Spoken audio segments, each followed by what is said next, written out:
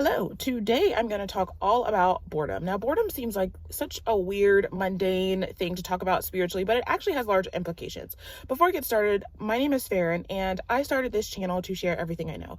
So that's where you'll find anything from herbalism, gardening, homesteading, to business and spiritual and personal growth.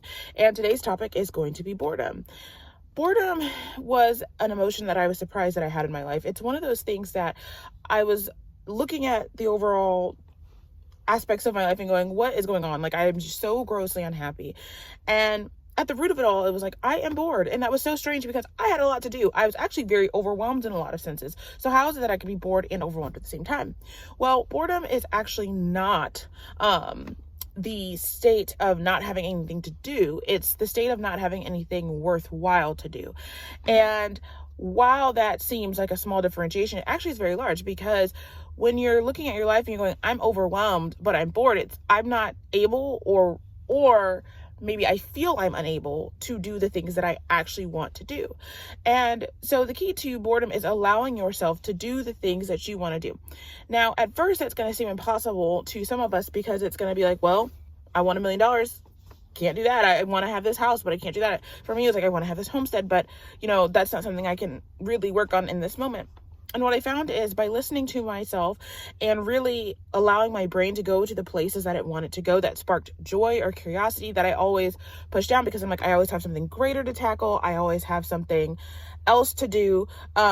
Thinking instead of shoulds, thinking instead of what do I want to do, and then letting that be my carrier forward.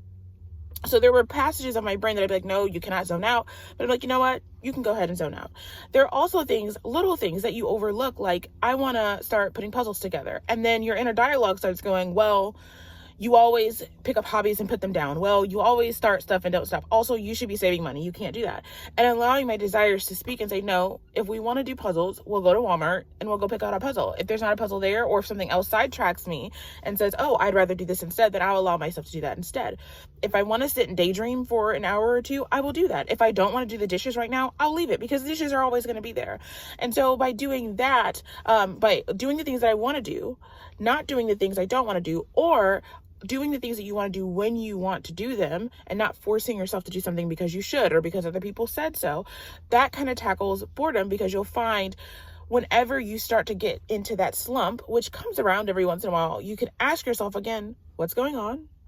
And what would you rather be doing? And then the next thought you'll be able to act on. The soul always considers what you have available in your repertoire right now when it's answering you. So it may say long-term, right? Like, we want a homestead, we want to do this, but knowing that you're in an apartment, obviously you can't do that right now. It's going to say, well, I want to go watch this video, or I want to go outside, or I want to do whatever. And sometimes you may not feel it.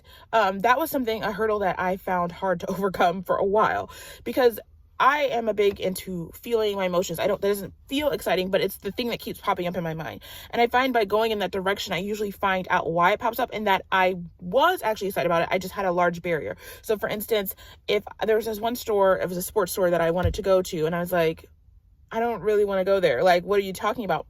Well, I went in there and I realized, oh, I felt I wasn't good enough to go in that store. I felt, I didn't have enough money. I felt like it was a waste of time, blah, blah, blah. But in my soul of souls, I actually really did want to go.